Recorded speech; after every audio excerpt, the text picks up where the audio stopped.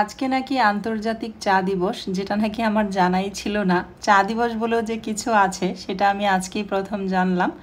তো যারা চা খোর আছেন সবাইকে চা দিবসের শুভেচ্ছা জানিয়ে আমি আমার আজকের ভিডিওটি শুরু করছি।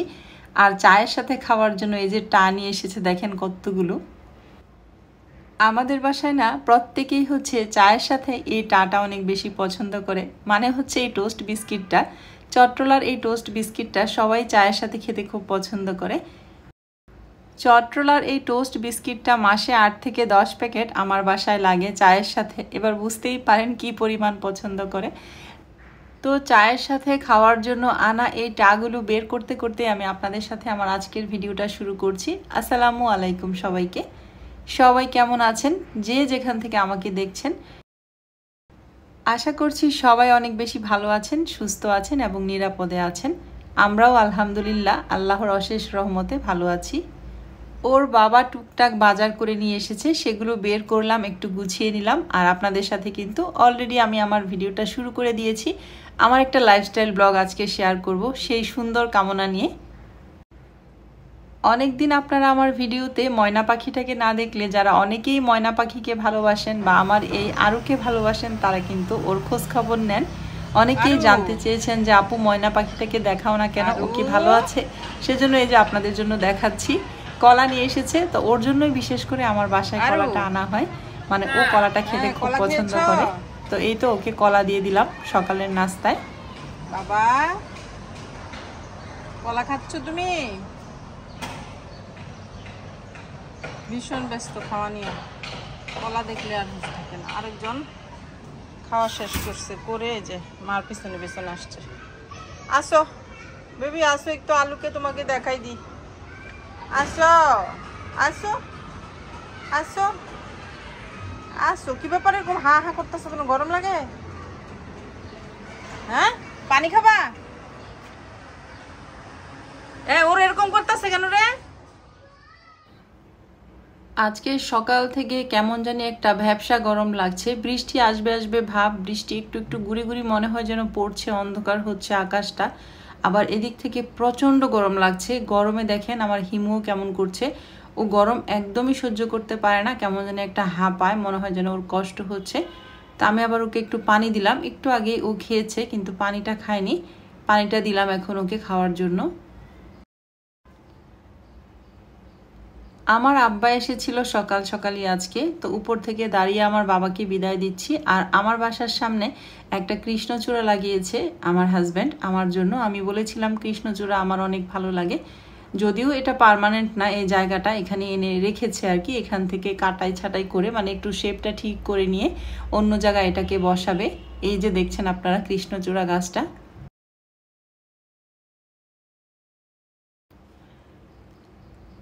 এই তো আমার বাবা চলে যাচ্ছে, আমি উপর থেকে দাঁড়িয়ে দেখছিলাম আর একটু ক্যামেরাও ক্যাপচার করে নিলাম আপনাদের সাথে শেয়ার করার জন্য। আসলে অনেকেই জিজ্ঞেস করেন তো যে আপু আঙ্কেল আসে না, আঙ্কেলের কী অবস্থা বা আঙ্কেল এখন কেমন আছে।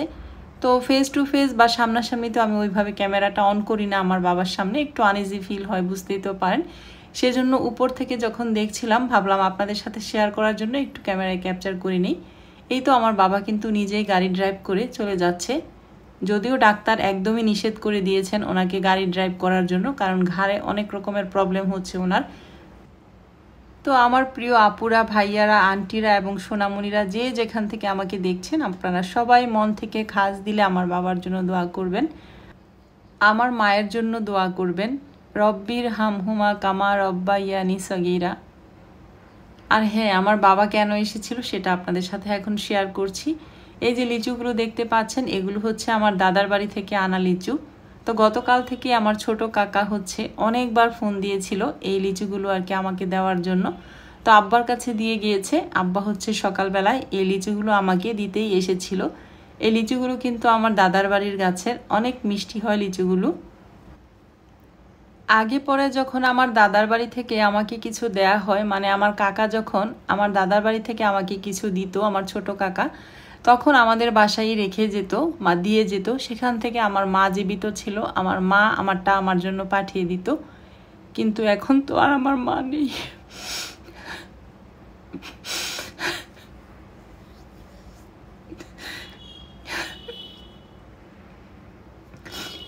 এজন্যই হয়তো বা আমার হাতে পৌঁছে দেওয়ার চেষ্টা করেছিল লিচুগুলো আমার কাকা। আমার ছোট কাকা হচ্ছে একজন স্কুল টিচার, তো উনি সময়ের জন্য আমার বাসায় এসে লিচুগুলো দিয়ে যেতে পারেনি। আমাকে বলেছিল যেন টঙ্গী আমি যাই বা ওখান থেকে যেয়ে নিয়ে আসি। পরে কাকার একটু দেরি হয়ে গিয়েছিল আসতে রাস্তায়, সেজন্য আর আমার কাছে দিতে পারেনি বা আমিও যাইনি, আমার বাবার কাছে দিয়ে গেছে এবং অনেকবার ফোন দিয়েছে যে লিচু পেয়েছি কিনা বা লিচু আমি খেয়েছি কিনা। আমার মা থাকতে কিন্তু এই চিন্তাটা করতো না, মনে করতো যে আমার মা তো আছেই, আমার জন্য আমারটা ঠিক পাঠিয়ে দিবে। কিন্তু আমার মা যেহেতু এখন বেঁচে নেই, সেজন্য বারবার জানার চেষ্টা করেছে আমি ঠিকঠাক মতো লিচুগুলো আমার হাতে পৌঁছেছে কিনা এবং খেয়েছি কিনা। আমার সব ভালোবাসার মানুষগুলোকে আল্লাহ ভালো রাখুক, সুস্থ রাখুক এই কামনা করি। সব সময় মন থেকে সবার জন্য অনেক অনেক দোয়া আর ভালোবাসা আমার পক্ষ থেকে সব সময় থাকবে। আমি আপনাদের সাথে ভিডিওতে শেয়ার করতে গিয়ে কিছু কিছু বিষয় আসলে আমি নিজেকে ধরে রাখতে পারি না, একটু ইমোশনাল হয়ে যায়। আপনারা প্লিজ এই ব্যাপারটাকে ক্ষমা সুন্দর দৃষ্টিতে দেখবেন। যারা আমাকে ভালোবাসেন সবাই আমাকে বুঝেন, আমাকে এত সুন্দরভাবে কমেন্ট করেন, এত সান্ত্বনা দেন বিপদে আপদে সুখে দুঃখে। আপনাদের কাছ থেকে আমি এত সাপোর্ট পাই বলেই আজকের এই পর্যন্ত আমি আসতে পেরেছি এবং নিজেকেও অনেক শক্তভাবে তৈরি করতে পেরেছি, নিজের একটা অবস্থান তৈরি করতে পেরেছি আলহামদুলিল্লাহ, নিজের একটা পরিচয় তৈরি করতে পেরেছি। আপনারা আমার পাশে আছেন বলেই। এভাবেই সবাই আমার পাশে থাকবেন, ভালোবাসবেন, সুন্দর সুন্দর কমেন্ট করবেন, অনুপ্রেরণা দিয়ে যাবেন। আপনাদের সাথে কথা বলতে বলতে আমি কিন্তু এদিক থেকে রুটি সেঁকে নিয়েছি। খালা হচ্ছে রুটি বানিয়ে দিয়েছে। আর ঘরে কোনো ডিম নেই, ডিমের টাকা দিয়ে আসা হয়েছে দোকানে, কিন্তু ডিম নাকি সাপ্লাই বন্ধ, সেজন্য দিতে পারছে না। তাই ওর বাবার জন্য কবুতরের ডিম পোস্ট করে নিলাম। আর গতকালকের রান্না করা মুরগির মাংস ছিল, সেটাও দিয়ে দিলাম। এই দিয়ে হচ্ছে ওর বাবা ব্রেকফাস্ট করে নিবে। আমরা যারা লাইফস্টাইল ব্লগ করি, আমরা সকাল থেকে সন্ধ্যা পর্যন্ত কি কাজ করছি, কোথায় যাচ্ছি, কি রান্না করছি, আমাদের বাচ্চা কাচ্চা কীভাবে মেনটেন করছি, সংসার কিভাবে পরিচালনা করছি, বা অনেকে অনেকের শৌখিনতাগুলো প্রকাশ করেই কিন্তু একটা লাইফস্টাইল ব্লগ শেয়ার করি। আর যারা আমার এই লাইফস্টাইল ব্লগগুলো দেখেন ভালো লাগে, তারা কিন্তু প্লিজ ছোট্ট একটা লাইক দিয়ে ভিডিওটি কন্টিনিউ করবেন, আপনাদের কাছে আমার রিকোয়েস্ট। নাস্তা শেষ করে ওর বাবা বাইরে গিয়েছিল, তো ডিম নিয়ে এসেছে। ডিমগুলো খুব একটা সাইজে ভালো না, যাই হোক 40টা ডিম মনে হয় এনেছে এখানে, না 40টা না 50টা বললো, যাই হোক আমি ঠিক মনে করতে পারছি না, তবে মনে হয় 50টাই বলেছিল। তো ডিমগুলো আমি গুছিয়ে রেখে দিয়েছি।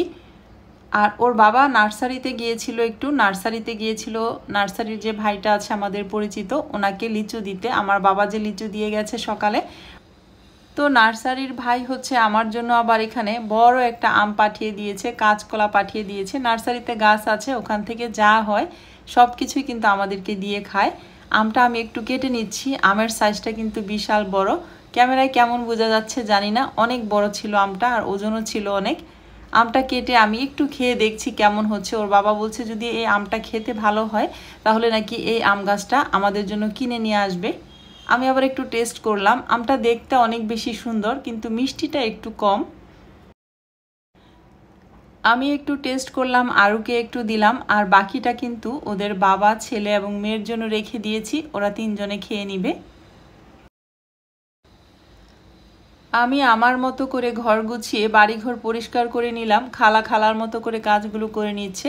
আর এই যে দেখেন হিমু এখানে বসে রেস্ট নিচ্ছে। নার্সারির ভাই যে কলা দিয়ে দিয়েছে সেই কলাটা আপনাদেরকে একটু শেয়ার করছি।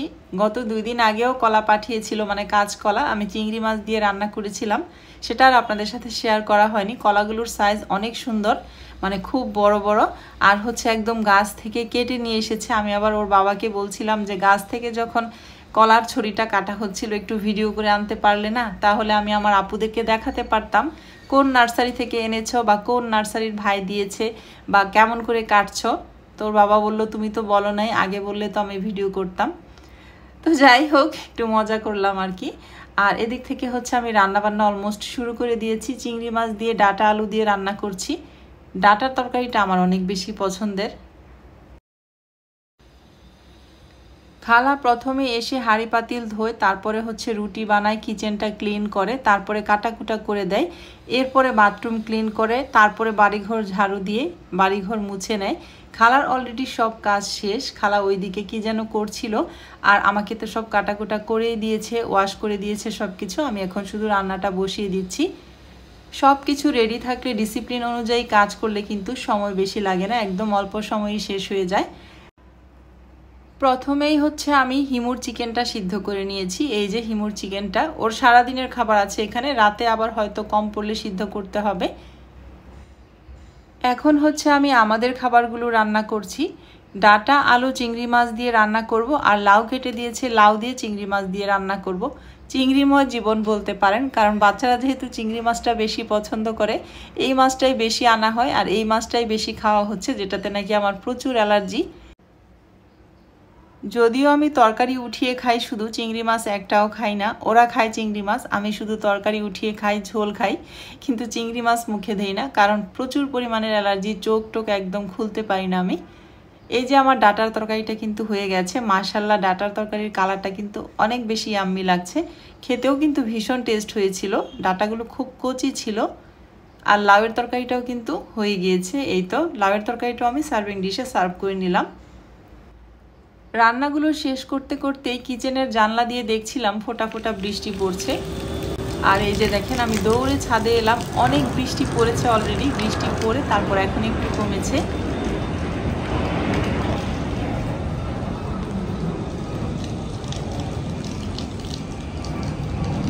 বৃষ্টির পরে গাছগুলো দেখতে যে কি সুন্দর লাগছিল, আর ফুলগুলো যে কি সুন্দর লাগছিল, মন প্রাণ জুড়িয়ে যায়। আসলে মনের কোনো চিন্তা, কোনো টেনশন কিছুই থাকে না এত সুন্দর পরিবেশ দেখলে। আর ওই যে দেখেন আমার মাধবীলতা গাছটাকে কোথায় দিয়েছি, এখনও কিন্তু বৃষ্টি পড়ছে গুড়ি গুড়ি।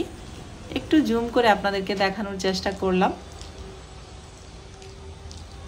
এই যে বাগান বিলাসটা দেখা যাচ্ছে, এক ভাই বৃক্ষ মেলায় এই গাছটা নিতে চেয়েছিল, 1 লক্ষ টাকা দিবে বলেছে। তো আমি আবার ওর বাবাকে বলছিলাম তাহলে বিক্রি করে দাও। তো ওর বাবা বলল শখ বিক্রি করা যায় না, এগুলো আমার শখের জিনিস, এগুলো বিক্রি করব না।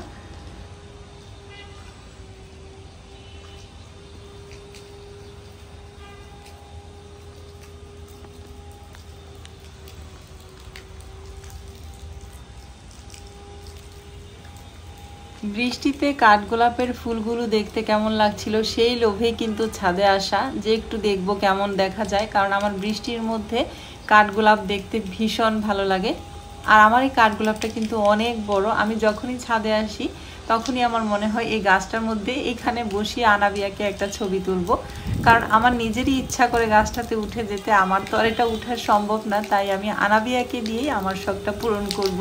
এটা আমি যখনই ছাদে আসি তখনই মনে হয় গাছটা দেখলে। তো যাই হোক, আমি একটু ঘুরে হালকা ভিজেছি, যেহেতু গুড়ি গুড়ি বৃষ্টি পড়ছিল। ছাদের দরজাটা লাগিয়ে দিচ্ছি, লাগিয়ে বাসায় চলে যাচ্ছি। আপনারা যারা এখনও আমার সাথে আছেন, ধৈর্য ধরে আমাকে দেখছেন, আমার এই লাইফস্টাইল ব্লগটি দেখছেন, তারা কিন্তু প্লিজ একটা লাইক দিবেন। আর যদি ভালো লাগে ভিডিওতে অবশ্যই একটা কমেন্ট করবেন। খুব বেশি ভালো লাগলে ফ্রেন্ডস অ্যান্ড ফ্যামিলির সাথে শেয়ারও করে দিতে পারেন। ওর বাবা আর আমি ভাত খেতে বসে গেলাম। বাচ্চারা একবার বলছে এখন খাবে, আবার বলছে একটু পরে খাবে। তো এই তো আমি কিন্তু ডাটার তরকারি দিয়ে অনেকগুলো ভাত খেয়েছি আজকে।